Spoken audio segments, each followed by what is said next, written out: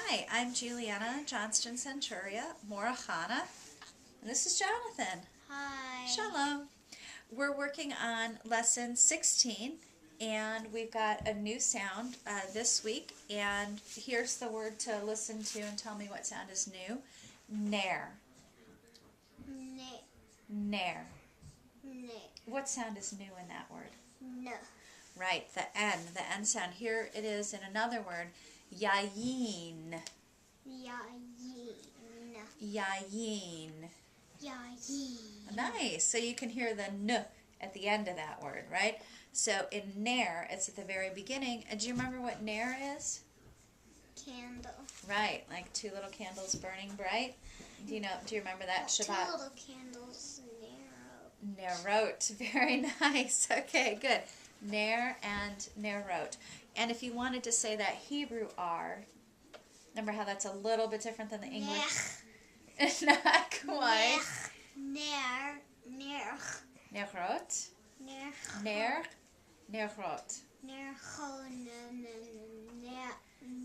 Okay, let's save that. Okay.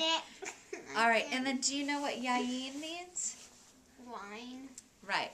Drinking. Right, it's wine. This is like when you say the blessing over the wine. Do you remember the Hebrew word for juice? That's from way back at the beginning. No, that's a good guess. That's vine. It's way back at the beginning of the book in chapter 7. Meats. Exactly. Meats. Okay, so let's have everybody at home take a minute to look at page 75 and practice writing the new letters. But let's, quickly let's show them our little flashcards, what the new letter looks like when you write it. Okay, flip this one around. So we've got two forms. Let's show both. So we've got the regular nun and the nun sofit. Okay? Right, the Hebrew word for that is nun sofit. Okay, and this has that long tail that goes all the way down. Let's quickly show them how to write it, and then they can take a break and try it themselves. So I'll do the lefty, you can do the righty, okay? So this is the regular nun. It's one across, down, and then the little one on the bottom. Let's try that again. Cross, down, and across. Okay, that's pretty easy. And then the nun sofit's pretty easy too. It's across and way down. Across and way down. Okay, good. So why don't you take a second now to look at page 75 and try writing them on your own, and then also try writing the new words. And we'll wait for you. Okay, glad you're back. Let's take a quick look at some of the things that are in lesson 16. One is at the very top of page 73. We talked about this in class too, but this is just a reminder for everybody, or in case you missed that part of class. Sometimes you'll see this yud with a shva under it, and a yud with one of our ahs, the kamats, under it, and you're going to wonder what the heck that is. And that's actually a way that we write the name of God. And so there's a special name of God, like my name is Juliana and your name is Jonathan. Did you know that God has a name like that too? Well, what is it? Yaya? Well, that's a good guess. So the name of God in the Torah is spelled Yud, Hey, Vav, Hey. But do you know what is special about Torah writing? There's no vowels, right? So we actually don't know how to pronounce that word. We don't know how to pronounce it. Yud, Hey, Vav, Hey is the proper name of God, and we don't know how to pronounce it. And so it's our tradition not to try to pronounce it, but instead, because we don't want to guess, we just say Adonai. And so sometimes you'll see Yud, Hey, Vav, Hey written out, but to be... You just say Yud, you see Yud. Well, right, this is sort of like shorthand. The Yud is like shorthand. When you see either the Yud, Hey, Vav, Hey, or this Yud, you say Adonai. You don't try to pronounce it. You say Adonai. I can pronounce this Yaya. Right, you don't. You say... Yaya. You don't go, ya. you say yeah. yeah. Right. Yeah. No. Okay, so instead we say Adonai. And there's that I sound that we learned in the last chapter. When you take, right, ay, not another one, right? When you take that and the yud and make an I. Okay? So that's like at the end of Adonai. Okay, so I'd like everybody at home to try doing the exercise on page 73.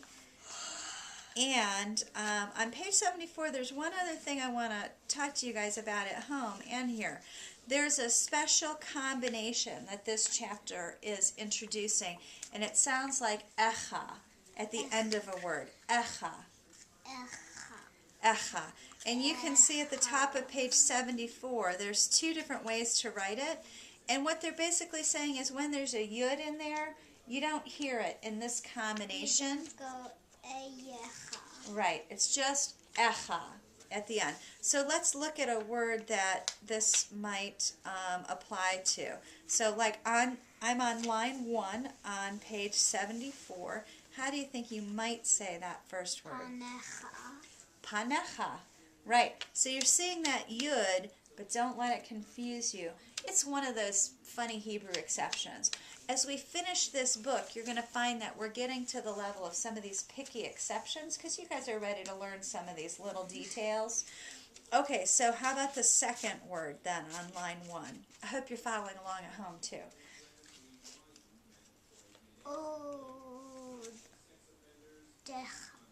Good, odecha. Nice. How about the third one?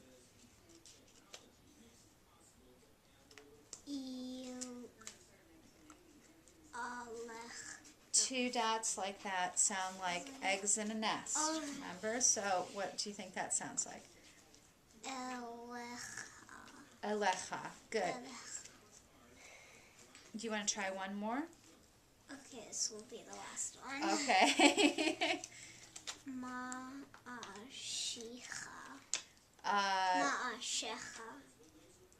And Sharon is always right. Oh, machas. Ma'asecha. Good. Secha. Good. That one's tricky, isn't it? There's a lot of syllables. Okay, that was good. Okay, so I think everybody gets the idea at home that you just say echa when you see that combination, even if there's a yud in there. Right, you don't want to let it confuse you. Okay, and then the other thing to try at home would be page 77. And this, if you're doing the video game this way, that's the page that gives you a clue. But do it anyway because it's good practice. And we're going to talk about the pictures and the words that go with it on page 76 in class. So you don't have to do that as homework unless you want to get a head start, and that's fine too. And then if you're using the video game, go ahead and move on to lesson 16 and do a little bit more reading in the book if that's helping you practice as well. If that's really helping, then keep doing that. Okay? And we'll see everybody in school on Sunday. Do you know that we have a special guest coming to our class on Sunday? Who? We're going to have Scott Fox. He is the student rabbi who has been working with our temple this year. And he comes by about once a month, and I bet a lot of kids may have met him at Sukkot or the High Holidays or at Hanukkah, and I think you'll recognize him when you see him. And he's studying to become a rabbi. Yeah. That sounds extremely familiar. I think you're going to recognize him when you see him, and maybe some of the kids in the class will recognize him too. He's going to do a little mini teaching session for us on Purim. I think it'll be really fun. So we'll welcome him to class, and then we'll do some of the other kinds of usual things that we do. So we'll see you next week. Shavua Tov. We say Shalom. Ve Lehitraot.